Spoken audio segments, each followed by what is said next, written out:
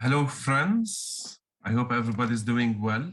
Sorry for the confusion with the time change. I hope that people will see the email if it didn't go into your spam regarding the time change. Hello and welcome again to Kumi Now.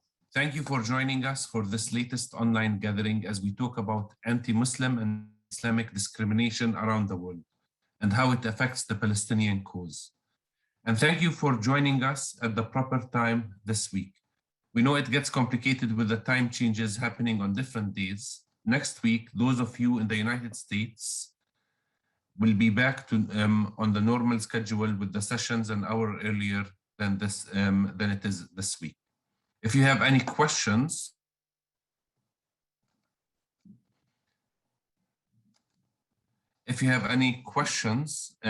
about this, please ask them in chat or email us at kumi@kuminow.com. And we'll try our best to clarify what time is it next for you. My name is Omar Harami, and I am a staff member of Sabil Jerusalem. Before we go further, I'd like to remind you that our webinar is being broadcasted live on Facebook, not at the moment, but hopefully in the coming few minutes, and will be posted to YouTube. If you want to make sure your photo does not accidentally appear online, please turn off your camera. We would also love it if you could quickly share one of the links that are being shared in the chat so that others may join.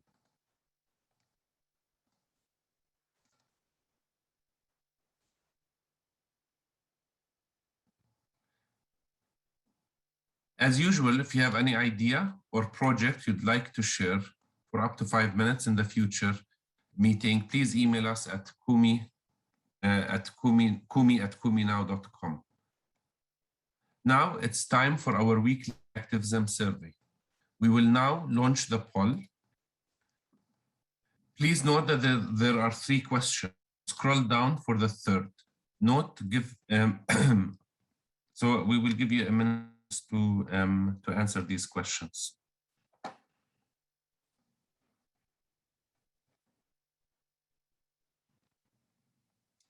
If you're having problems seeing the questions, please write us by chat.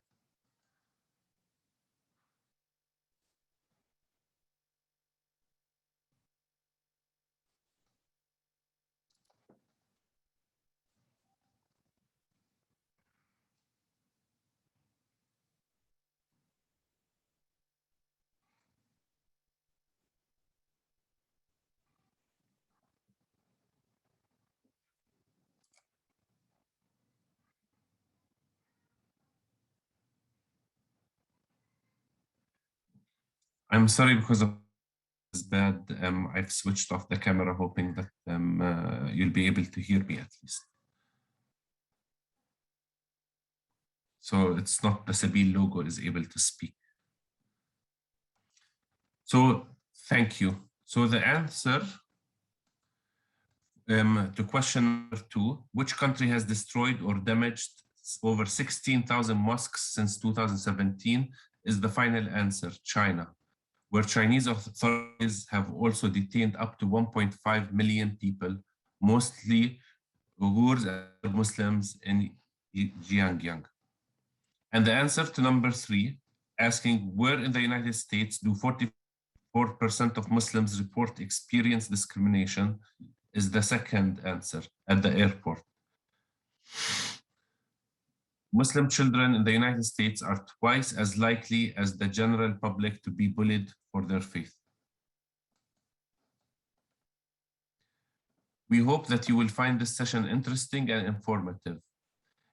We would like to start by having our good friend and Dr. Mustafa Abu Swai to introduce himself. Well, good evening, and thanks once more to Sabil. It's lovely to be with you. I'm sure that at least some of you we have met at the Sabil offices or part of their activities over the years. But it has been an ongoing relationship with Sabil since their time in Sheikh Jarrah before they moved to Shu'afat, if you know both offices. And yes to liberation theology, really, because if we don't highlight issues of justice, then probably we are running to comfort zones, some kind of escapism. I love to talk about the story of Prophet Abraham, but if this is really our ceiling, if we don't go beyond these beautiful stories, then we are not addressing the issues on the ground.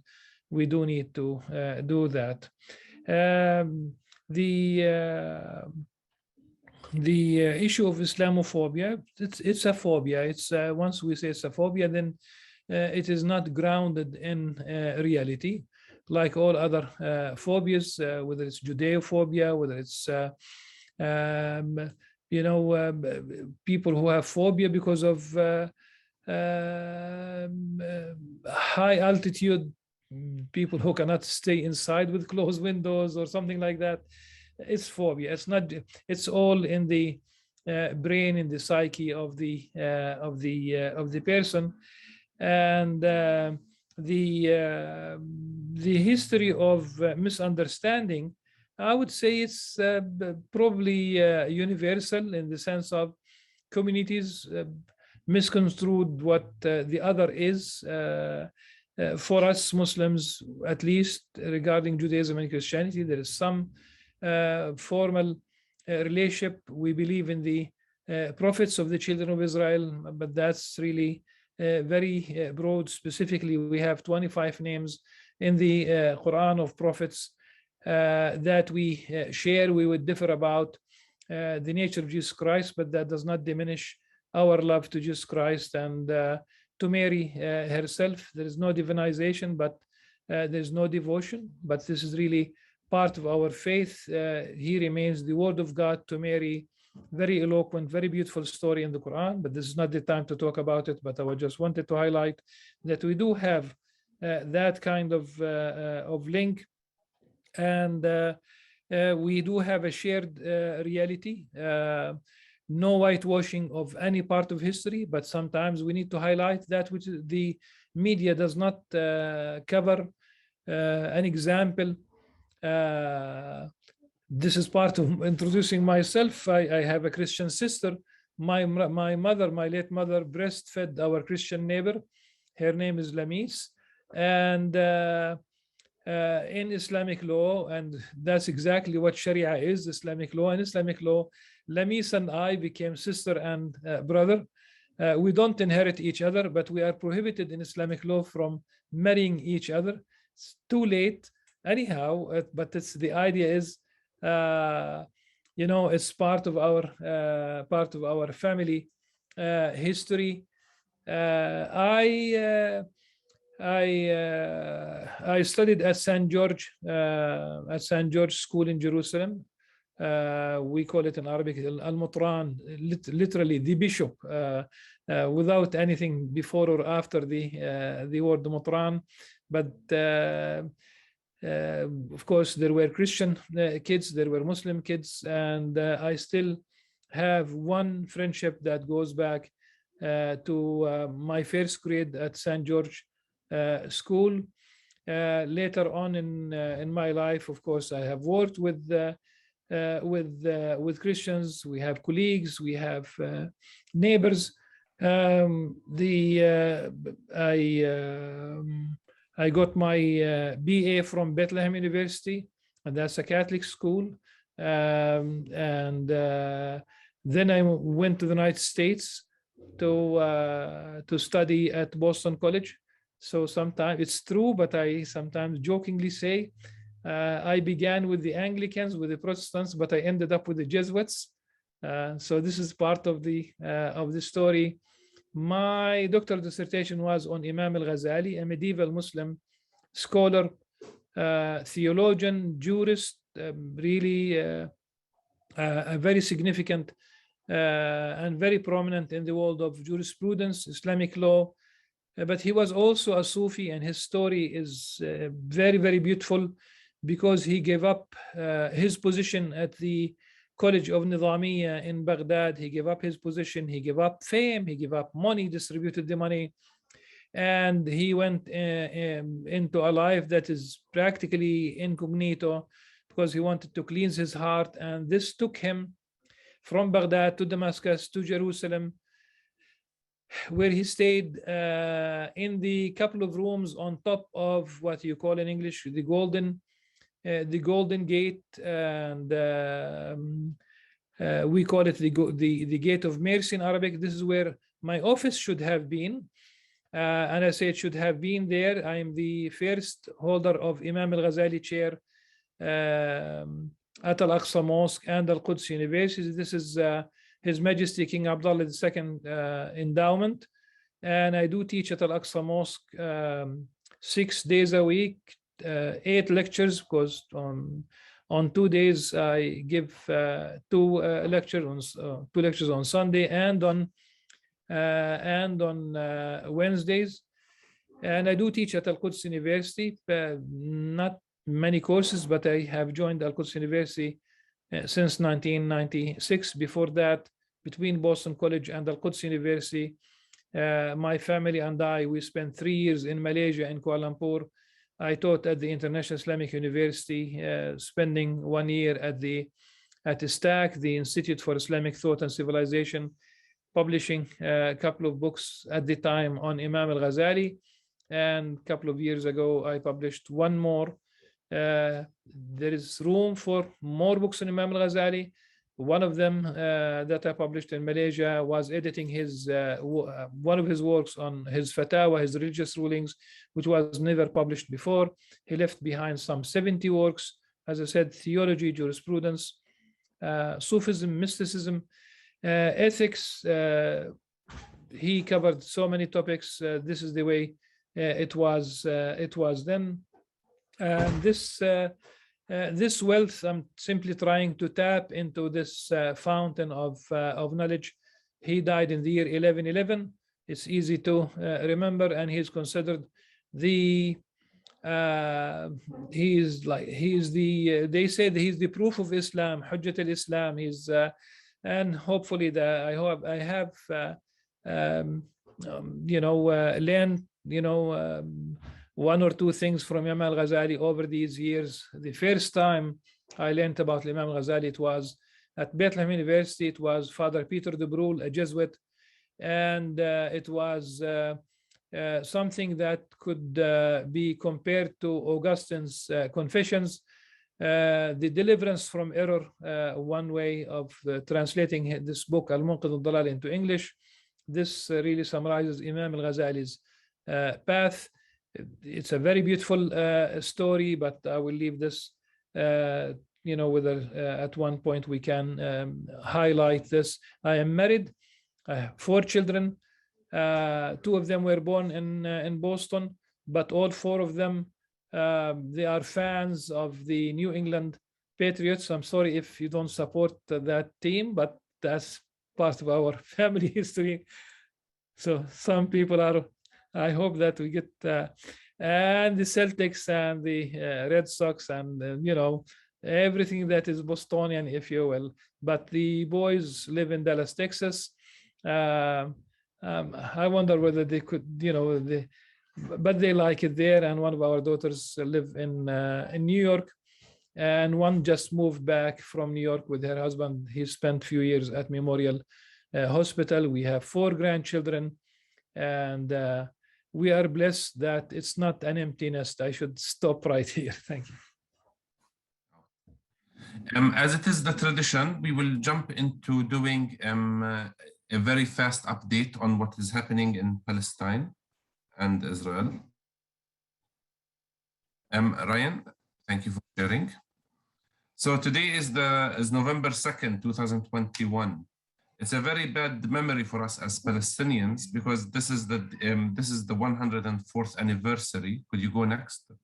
104th anniversary, or we're commemorating the Balfour Declaration that started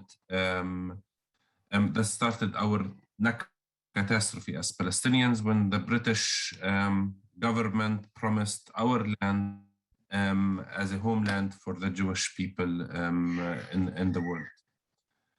So there were many activities and demonstrations all around the world, all around Palestine, commemorating this sad event. Next, please, Ryan. Today, also, Israel announced that they are initially approving over 1,300 Palestinian homes to be built in the West Bank, Area C. The West Bank remains predominantly under military occupation. Israel is the authority that issues the building permits, especially in Area C, which is the West Bank. And for many years, Israel has not been allowing Palestinians to build permits, providing Palestinians with building permits, and this has really caused major suffering for Palestinians. Israel has,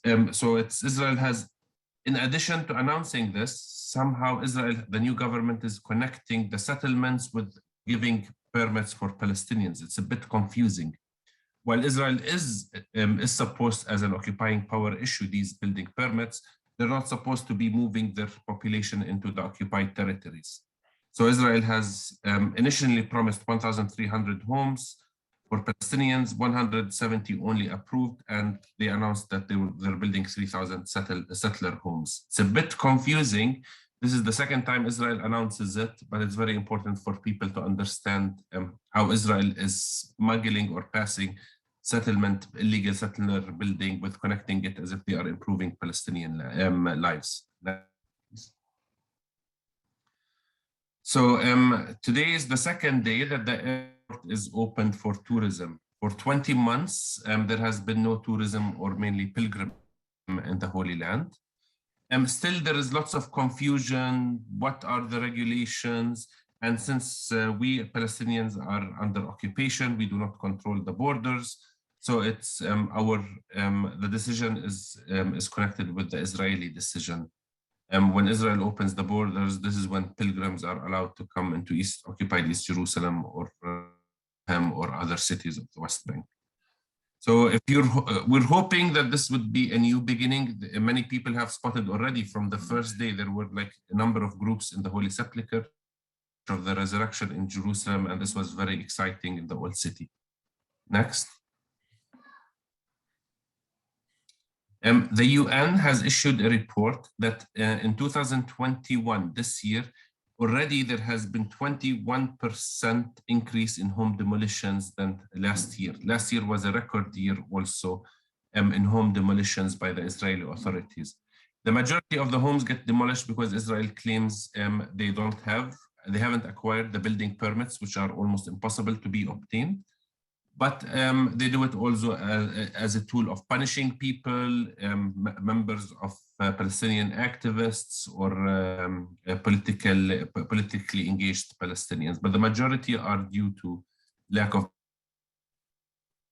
homes also get demolished because Israel decides to use that area of the village or of the town as a military base or practice. Next.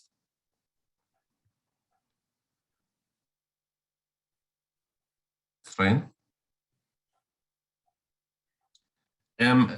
Last week also, could you go back one slide? Last week, Palestinians commemorated the massacre in Kfar Qasim for 65 years. Before 65 years, there was a massacre during the olive harvest. The village was under curfew. The Palestinians who were Israeli citizens at that time were coming back from their olive trees. They've picked their olives.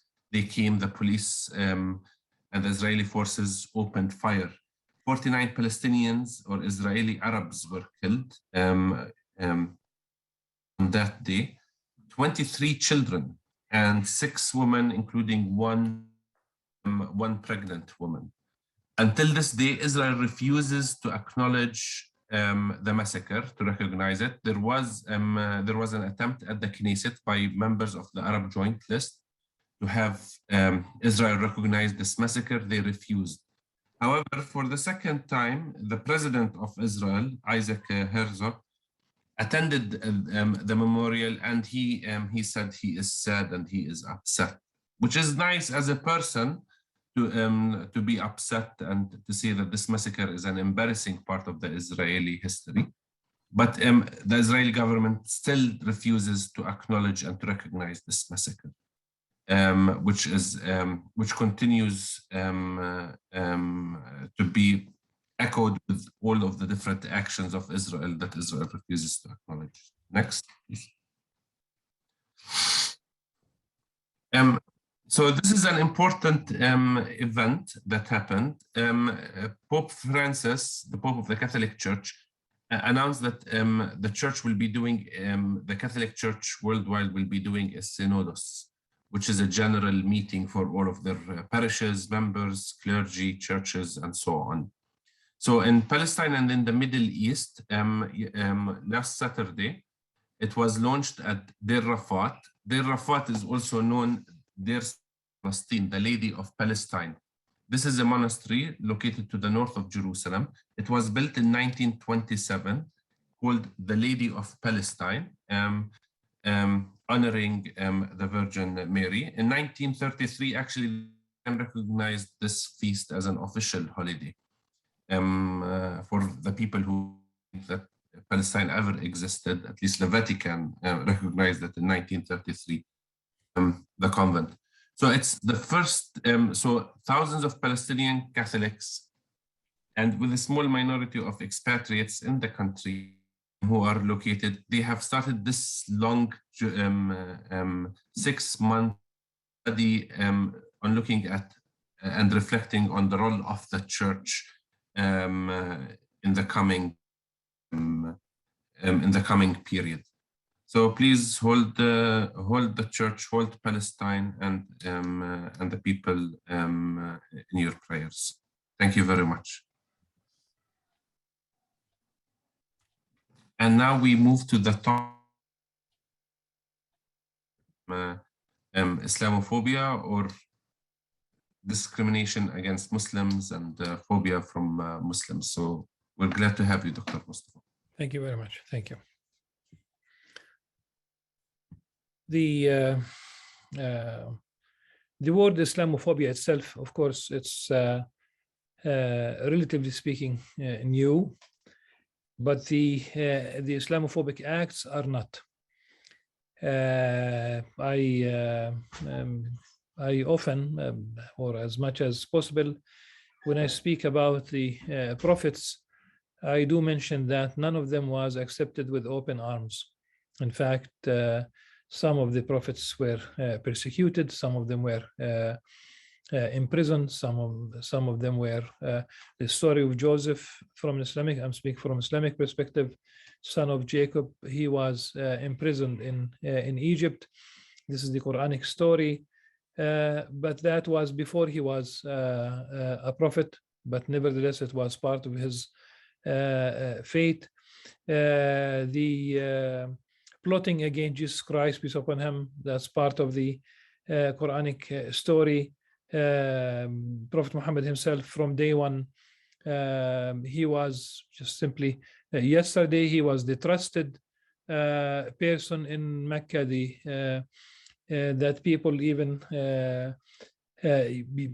asked him to take care of their trusts, literally. And he gathered people in the vicinity of the Kaaba in Mecca, in this noble sanctuary, and he just simply, he had to tell them that he was chosen as a prophet at 40 years of age. And his own uncles, just to mention, rather than mentioning people who are not from his family, his own uncles were divided into 3 groups. In one group, only one, of course. Some of them believed, not immediately. Some of them became arch enemies of the prophet, so they fought literally. They went to war against their own nephew, and one of them defended him without becoming a Muslim, and this reflects basically a certain reality. And they calling him names, that's part of what Islamophobia is. what we see in the and what we hear in the media, it's part of this Islamophobia phenomenon. The one can give as an example the Geert Wilders party in Holland. It seems he took it upon himself to keep producing movies that would just simply badmouth about Islam, about the Prophet. It's and Ryan Hirsi Ali, she was part of this party before they discovered that her immigration papers were not okay, and she moved to the United States, simply serving right-wing agendas. Islamophobia, like all phobias, once we talk about people, it's attacks on holy places, it's attacks on individuals, it's an attack on the person, on the reputation, on the creating stereotyped images, making fun, demeaning, of course, jokes about any community, but in this case we talk about Muslims. And as such, I would mention, for example, that of course we have a rise in Islamophobic incidents, but I would read part of an article that I wrote for the Palestine-Israel Journal.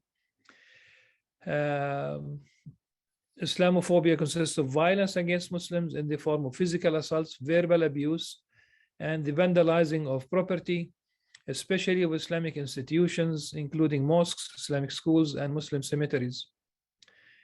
Islamophobia also includes discrimination in employment.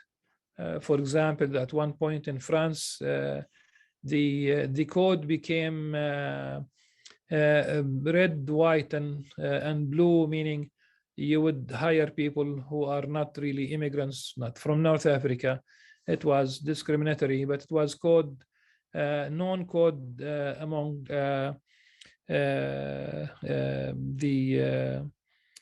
those who are hiring new employees and the personnel. So discrimination in employment, where Muslims are faced with unequal opportunities, discrimination in the provision of health services, exclusion from managerial positions and jobs of high responsibility, and exclusion from political and governmental posts. Ultimately, Islamophobia also comprises prejudice in the media, literature, and everyday conversation. This might sound a bit dry, abstract. If I may insert just simply personal anecdotes in this case. If we say at airports, I have faced over the years, over many years, this kind of discrimination. It was simply once, for example, I used Swiss Air, and there was a partial strike at the airport here, and the airplane had to land in Cyprus to fill gas, and it continued to Switzerland. At that time, I have missed the connection flight, but so were so many people on the same flight. They gave us, in fact, the airline gave us vouchers to go to a hotel because we could only be connected the next day. And I just simply stood in line like everybody else. And when the immigration officer saw the voucher and he looked at my paper, which is really a travel document, the laissez-passer, he said, "You cannot enter." And I simply started arguing. He said, "Well, you don't even have a transit visa. And this is not really a document. This is not a passport. They do not recognize that at all." And the end of the story is that I was given a chance. Of course, I was given, they have like bunk beds beneath the airport. They have like a detention center, and they told people downstairs, just beneath the airport, that I could move freely around the airport. So I was not detained, but I could use one of these bunk beds. Of course, it's the background, being Palestinian, being Arab, being Muslim, being all of these at the same time. This is really part of the discrimination. Or when I traveled after September 11, and this is almost immediate, I traveled and I was given practically, literally, the very last seat on the airplane. It was a British Airways, but of course here it's not really British Airways staff. They have general staff, ground hostesses that give you a seat. Of course, somebody has to sit in the back, except that the airplane was literally empty. This is immediately after September 11, when people were still afraid to fly. That was, I felt deep in my heart, that was discrimination. There was no need to give me that, seat very, very, far in the back, when there was nobody practically in front of me. The phobia itself, I would love to, before continuing, or maybe I should just continue a little bit before I move to using, pictures and notions from other phobias. The one example is a mosque in the French city of Carpentras in the province Côte d'Azur region came under Molotov cocktail attack, not recently, of course, but this is really an attack on a holy place. You can, this is not known to people. One can talk about the attacks on the two mosques in New Zealand, where basically they're like a big massacre took place simply because it was a mosque, simply because we talk about Muslims, and that's really very Islamophobic. I really appreciate very much the position of Prime Minister of New Zealand, how she came to the mosque, and how she you could feel the sincerity of her position, and this is really what could make up, at least, of course, nothing could bring the lives that were lost, but such a position from an official is very, very important, compared to some people who really do not care when, or at least they do not show up, or they might not have even, like Prime Minister Johnson in Britain. It has been published, I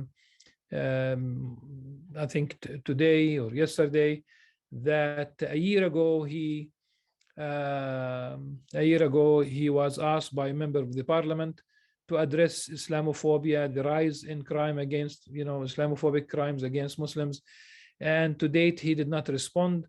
Where the Speaker of the House of the Parliament said that usually it is like a working ethos. Within 3 weeks, usually the Prime Minister responds, but not he did not address Islamophobia for a whole year, and people are hurt and they are offended by the lack of response.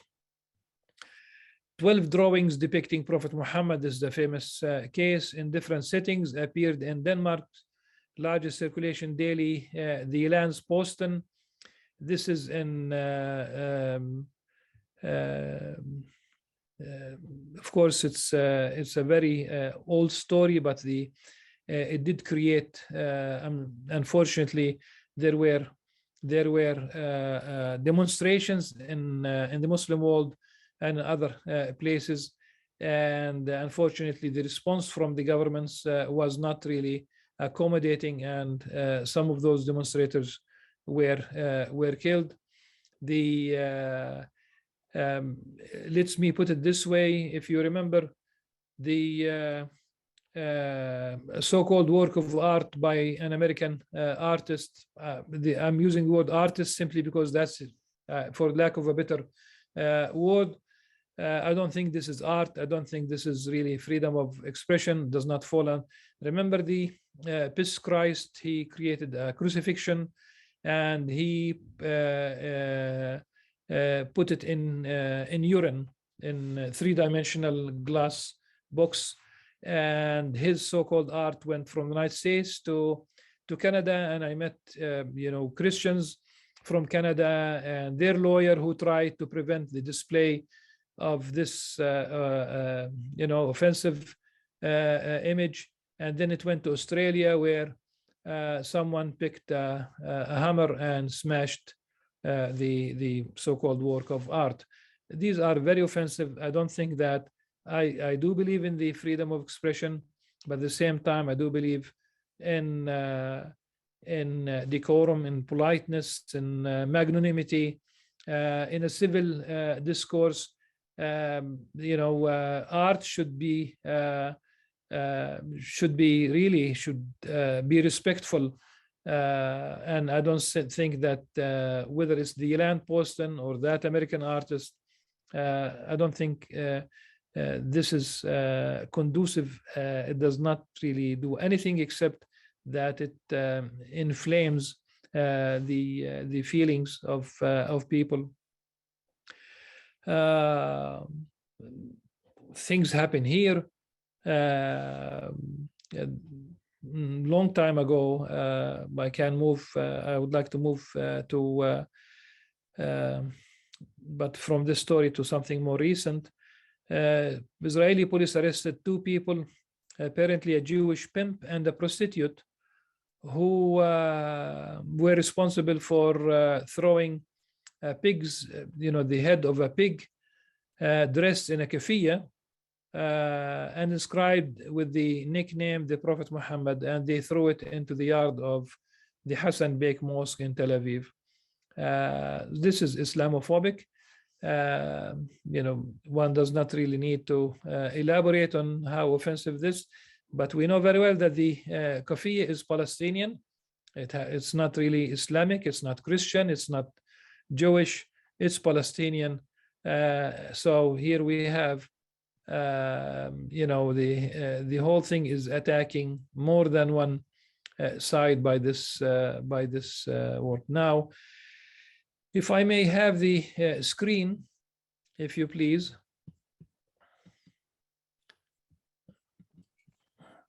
You can share screen. Okay, yeah, I'm sharing now. I think now you can see. Can you see this? Yes, we can. Okay. Now this is the Museum of Tolerance in Jerusalem, and if you walk from the New Gate or Jaffa Gate from New Gate, literally 2 minutes, and you are at the Muslim cemetery. If you walk from Jaffa Gate, it's probably 4 minutes walk, 5 minutes walk. And if you see these white spots here in the corner, in the lower right corner, these are Muslim graves. And Rabbi Hayer from the Wiesenthal Center, he's the CEO of the Wiesenthal Center in Los Angeles, I believe. He got the permits from the municipality to build a museum of tolerance on top of the Muslim cemetery. The relatives of those people, the cemetery was in use until 1948. And the relatives, NGOs, civil society, went, of course, from one court to the other, all the way to the Israeli High Court. And Rabbi Hayer was given the permission to just go ahead. And if I may read,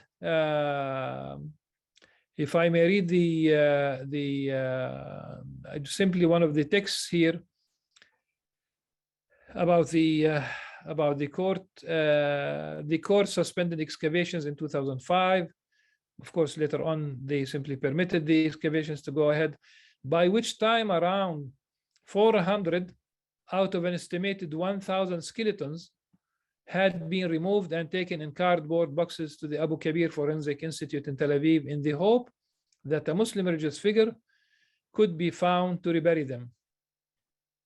So they exhumed these all these hundreds of graves to accommodate. This is an old picture of the same cemetery at the turn of the around 1920s, exhuming hundreds of graves. If we read in other for example, this is about desecrating Jewish cemeteries in Europe, for example. Jewish cemetery desecrated in South France. Head of local Jewish community discovers vandalism of a dozen graves while visiting the burial place of her grandparents. So this is really something that it should not happen to any community, but we should not have double standard. If it's really anti-Semitic to desecrate graves in France or in Poland or in Germany or wherever, it should not be basically okay to desecrate these these graves here in Mamela or in any other part of the country. Let's remember that more than 500 Palestinian villages were erased in the aftermath of the 1948 Nakba, and these villages had churches and mosques and cemeteries, and people should be allowed to preserve these cemeteries.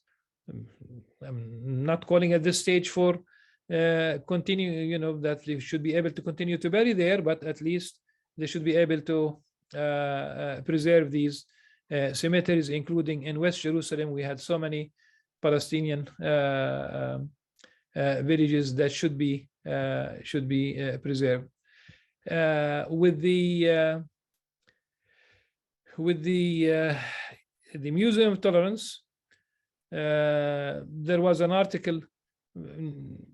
Many Israeli newspapers wrote about the Museum of Tolerance, and when I read about the 400 boxes of remains that were exhumed and they were taken away, I made a comment on one of these articles. It was in English, and I said, I am a Palestinian Muslim, and I agree. I approve basically the Jewish Museum of Tolerance on one condition, that you would line up the 400 boxes at the entrance and you would say where they came from. Of course, it's a challenge that, of course, they would not take. But what was, I would say, important for me is that about 23,000 people were okay with they understood. And I would say when you have 23,000 people approving your statement, they realize the hurtful act of the institutions, and it's a big shame that a judge would allow the municipality to give the okay to Rabbi Hayer to build the Museum of Tolerance. Typically, you will have a few comments on any given day to articles on whether it's Haaretz or the Jerusalem Post, but in this case it was such a large number, and I would assume that the overwhelming majority of them were Israelis who would not really approve that kind of institution on top of a cemetery. The problem is that we are not seen eye to eye. When Omar read about the Balfour Declaration, it is something that began officially written in paper, inked really. Remember that statement that the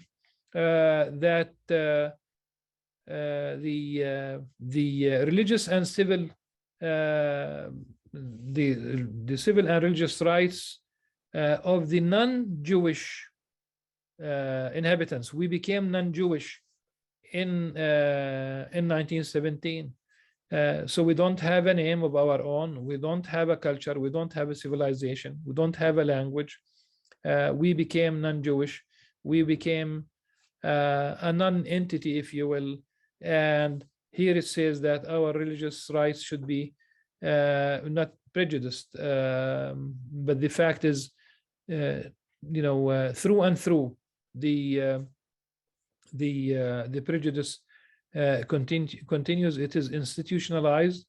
I'm not generalizing, but we have today, within last week, the municipality was at work again, not the Mamela cemetery west of the city, but this time east of the city, just immediately east of the wall of the old city. We have the Israeli, the municipality teams, their contractors. They came and they worked on part of the Muslim cemetery, the Yusufiya. We have two names. One, Yusufiya, the part of the cemetery which is north of Lionsgate, and the Bab al-Rahma cemetery is south of Lionsgate. We have companions, two companions of the Prophet who were buried there. So we talk about a cemetery that has been in use for 1400 years. And the municipality came and they started working on that part of the cemetery. They would like to create a park, and the contractor unwittingly he unearthed many bones. And again, the Muslims, the cemetery committee, Muslim cemetery committee, went to the Israeli High Court, not to the High Court, to the court, and the judge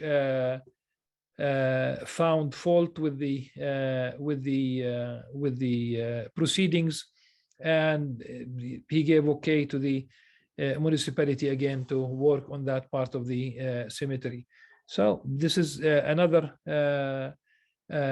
point of contention. The Israeli officials cordoned off certain part of that cemetery of the Bab al-Rahma, and also the very last part of it, the southern part, southern tip, is also the same. It is Islamophobic. As I said, it seems that any state, you call it Jewish, you call it Christian, you call it Muslim, whatever, a state will have a life of its own, and it does not reflect necessarily the morals, the ethics of the general public. I'm sure that there are many rabbis who would find this really very, very problematic. I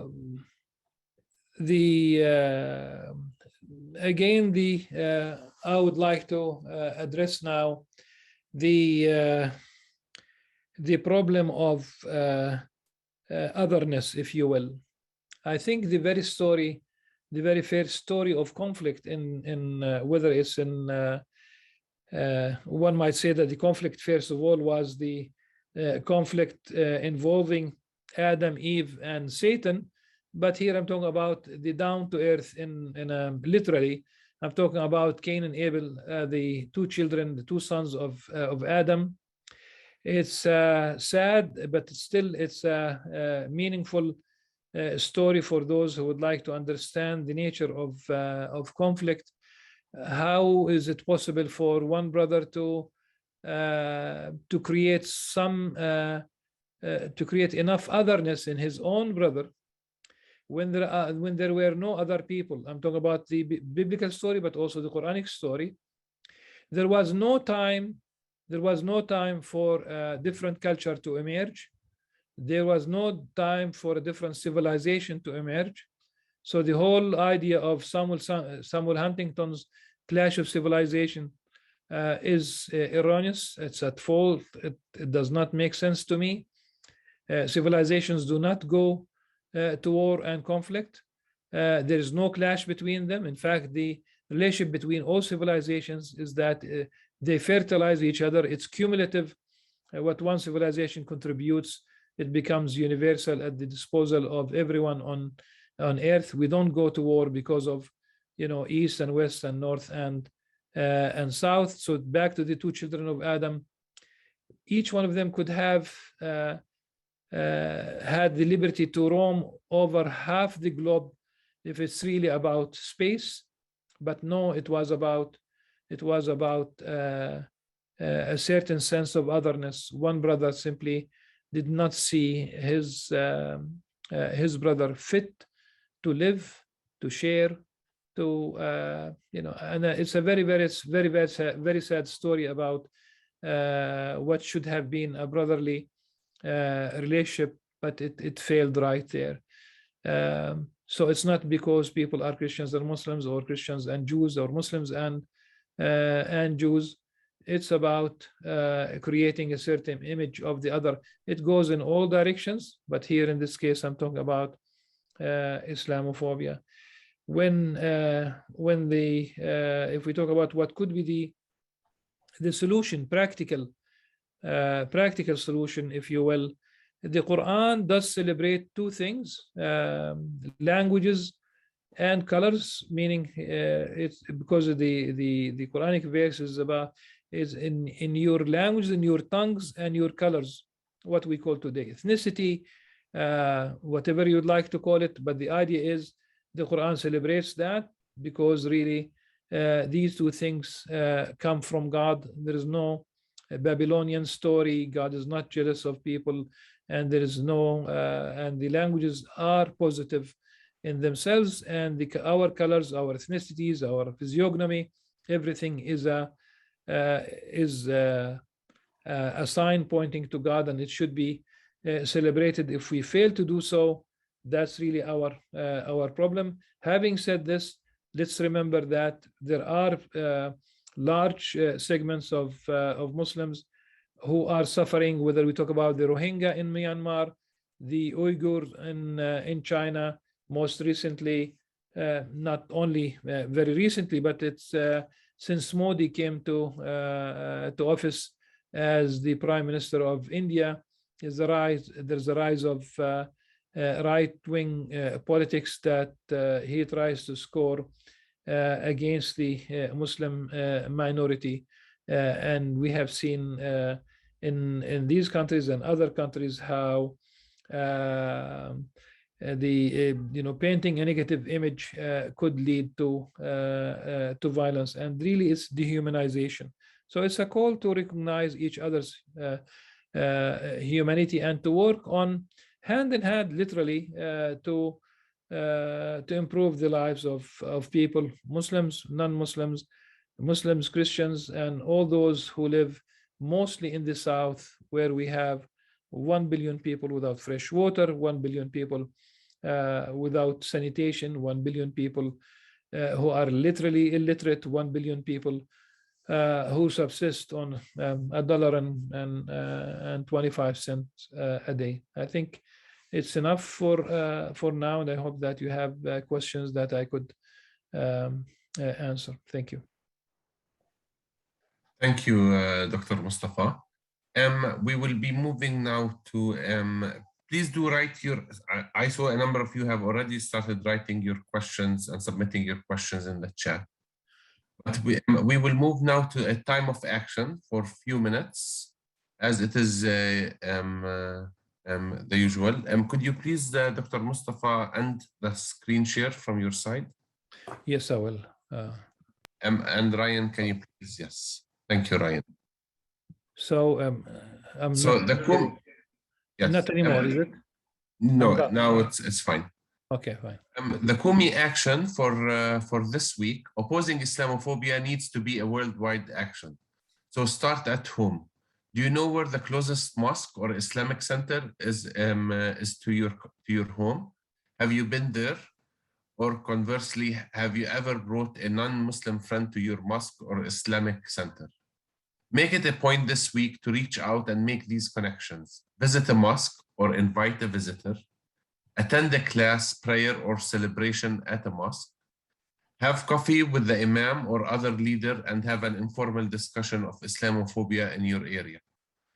Share the video of poem shared in the chat at the moment on social media, along with an explanation of how you are reaching out against Islamophobia. Encourage others to do likewise, and include a link to this page of the Kumi Now website, along with the hashtag Islamophobia, hashtag Kumi Now, and hashtag Kumi44. So as you know, Zoom does not allow us to cut and paste, so the link in the chat. So please reach out to your Muslim neighbors or through media, get in touch with the Muslim Center or with a friend that you haven't been in touch who happens to be Muslim, and reach out. Afraid we need to build bridges and to unite against hatred and discrimination. So I think now, since this action is guidance and support, we will move now to the questions and answers.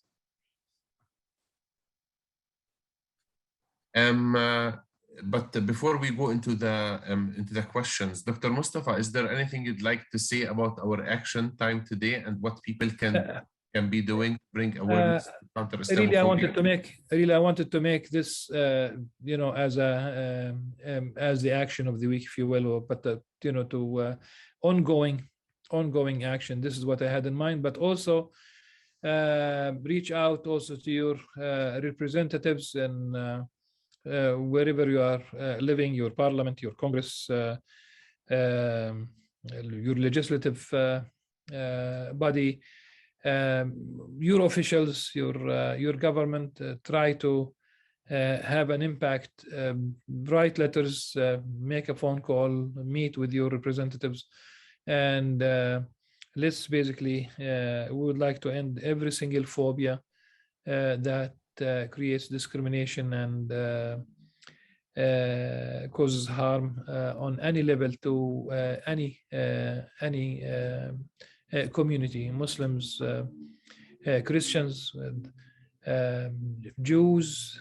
No synagogue should be attacked in anywhere. The same thing. Churches should not be attacked, and mosques should not be attacked. Houses of worship should be respected, but let's put pressure on, just like in the climate change. People keep raising the issue, and ultimately the officials would meet. Let's hope that will be it's going to be a fruitful meeting when they meet. But at the same issue here with the politicians. If there's enough noise, they will pay attention. They probably calculate the votes, let's say, down the road. Thank you. So thank you, Dr. Mustafa. There are a number of questions, yes. And I hope we'll be able to answer as many as we can. We'll give this 5 minutes, so please try to have because it's already 7. Okay. As a Patriot fan, can you speak to Robert Kraft, who gives a lot of money to settlements? Okay. I said my children. I did not say I am. I'm not. In fact, I'm not a fan of anything in the world of football. I was like not a nerd, as a mathematician, but even as a kid, my best pastime was books. So, but I agree with you. If I will definitely raise the issue with the children. I will tell them this is really happening, and you should basically be aware of this. I will raise the issue with my children. Yes, sir. Or they should boycott the Patriots. But that's exactly what I'm trying. Usually you just let's say you try to make a change in the first instance, and let's hope that something will come up. Another question. Somebody wrote, I wonder in the manner that you were treated in Cyprus. Do you think it has anything to do with the divided status of the country between Turkey and Cyprus? It was in Switzerland. The airplane landed in Cyprus simply to refuel. Okay, but it was in Switzerland, and I don't think it's so. It's not Cyprus. It's Switzerland. But that was not the only time. I mean, I wonder whether one day I will write about my airport incidents. It's just like you don't want to know I think also part of it, maybe, you know, it could be simply being Palestinian, but also the Muslim name. I can tell you something. Uh, uh, I did hear a nice comment one day at Boston, like by a Boston College secretary. She said to me, and this is in 1984. That was the beginning of my journey. It was the MA years. And she said, "You must be different." But you must be different. She meant it in a very nice way. But I did not understand her comment immediately. We became friends, and she would be, you know, our family would host her and what have you.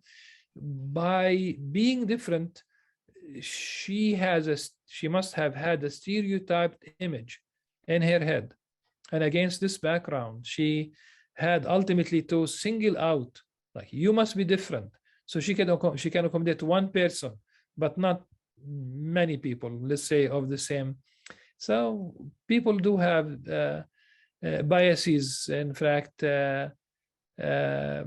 people have personal biases, they have group biases, they have general biases. So you just create, people do create these things. Yeah. Another question. Somebody writes, "I am ashamed to say that I have people in my family who are racist. They point to what they say is the violent message of Islam and the fact that the Quran is unchanging. They seem to truly believe that it is the duty of Muslims to take over the world. Clearly, there are violent Muslims, but I can point to many violent Christians who use their faith to justify their actions. How can I talk to such people without upsetting them and influence them to some degree?" I think the one thing is simply go and meet people at the mosque. Just manage to, I don't know how you're going to convince them to go to the mosque. Ask, if you have Muslim friends, ask them to host you with your family, even those who are still reluctant. Use the narratives that we are familiar with. I mean, let me give you all this talk about Muslim women. For me, as a scholar, the narrative that I know, the Prophet himself, this is really our tradition. The Prophet used to do needlework. He used to patch his own clothing. He used to fix his own shoes. He used to put things in order. Rather than going through the whole list, one general tradition, the general language of the tradition says, he used to do house chores. Okay. Do I do house chores? Okay. Did I do dishes today? I did. Did I clean the bathroom today? I did. And by the bathroom, yes, I do clean the mirror, but I mean the tub and the seat. Okay. So I try to be not to be a burden for the family, but my model is the Prophet himself. I mean, I find, so this is a story that I love to share with people. The violence, the Sulh al-Hudaybiyah, the pact, when the Prophet concluded a covenant, a pact, a treaty with the people of Mecca. He was from Mecca, but meaning here the idol worshippers. He had a treaty with them, 10 years of truce, no fighting, nothing. But for me, the most important thing about this treaty, what the Prophet said when the delegation of the Meccans were approaching him and his companions, he said, on this day, he would accept any term of the Meccans because he wanted to save life. He did not want to have bloodshed. The Muslims were already strong, but he said on that day, his aim was very, very clear. I would celebrate. I can live, my heart is comfortable with such an image. For the last couple of days, I was reviewing certain parts of the Quran, and this part of the Quran says, part of it, of course, it says, your food is lawful for the people of the book, and their food is lawful for you. What does it mean? If you don't exist, how am I going to share food with you? It's sharing a meal. That's a very peaceful, act. That's neighborly. That's brotherly. That's Ali bin Abi Talib, the very famous, of course, personality, cousin of the Prophet, and the whole Shiite enterprise is built on his personality. He said, people are of two types, either your brother in religion or your brother in humanity. But in both cases, there is brotherhood. So I think the more we know, the more we learn. I think that basically shed more light on the Islamic worldview, or basically the Christian worldview, or the Jewish worldview. I think we need to understand the real story, and if there is any problematic story, we need to hear how do you, as a theologian or as a normal person, whatever that means, how do you deal with such problematic text if it does exist? I think we have time only for one more question. Sorry, folks. To what extent is Islamophobia in the UK related to xenophobia, especially following the decision to leave the EU? I cannot speak about the impact of the Brexit, okay? I think there is if you talk about economics, there is a shortage of manpower in the UK, and this shortage of goods. That's my understanding. That's my reading. But xenophobia,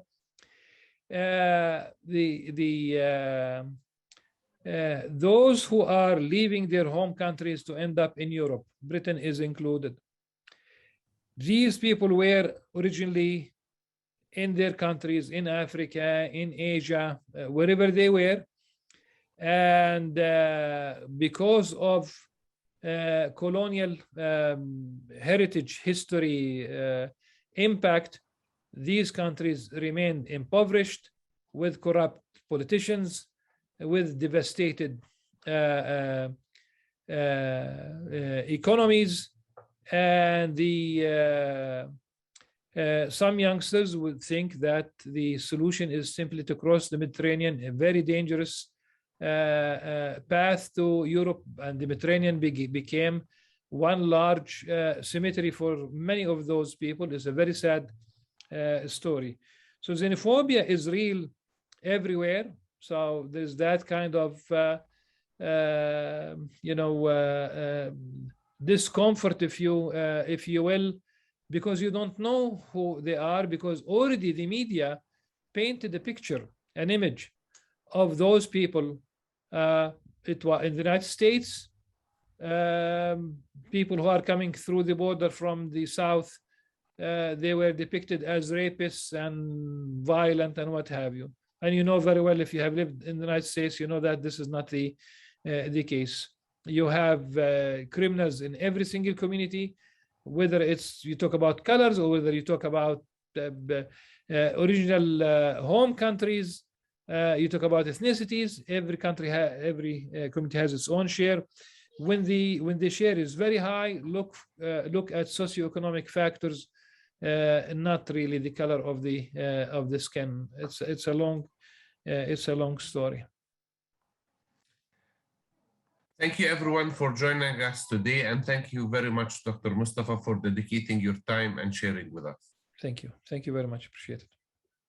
A link to a video of this gathering, along with all the links shared today, will be available on the Kumi Now website and on YouTube in a day or so, and it will be shared in the next newsletter.